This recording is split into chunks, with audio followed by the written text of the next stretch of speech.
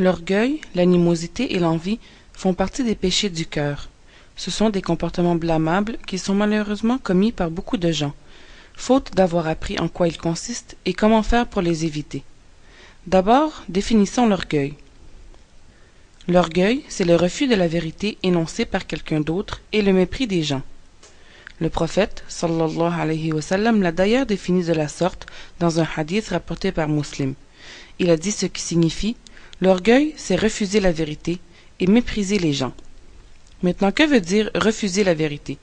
Cela signifie la rejeter et ne pas l'accepter de celui qui l'a énoncée, et ce, en sachant qu'il a raison, soit parce qu'il est plus jeune, pauvre, élève ou faible. Pour ce qui est de l'orgueil, qui implique le mépris des gens, cela signifie les considérer inférieurs à soi, les dédaigner. L'exemple de quelqu'un qui fait preuve d'orgueil à l'égard d'un pauvre, par exemple, serait de le regarder d'un regard rabaissant, de l'éviter par fierté ou de lui adresser la parole d'une manière hautaine. Que Dieu nous préserve de l'orgueil. La définition de l'animosité est refouler une hostilité envers un musulman, en agissant en conséquence avec ce sentiment négatif et sans détester cela. Cela est plus que du ressentiment d'intolérance envers autrui. Cela est davantage une haine acharnée, agressive et même cruelle qui pousse à vouloir faire du mal aux autres.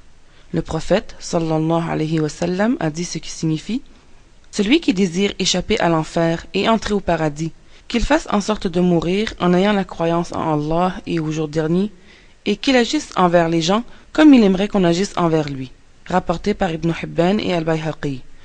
Que Dieu nous accorde la bonté, l'amitié et la tolérance d'autrui. Pour ce qui est de l'envie, c'est détester un bienfait que Allah a accordé à un musulman, que ce soit un bienfait de la religion ou matériel de ce bas monde, en espérant qu'il lui soit retiré et de manière à ne pouvoir le supporter.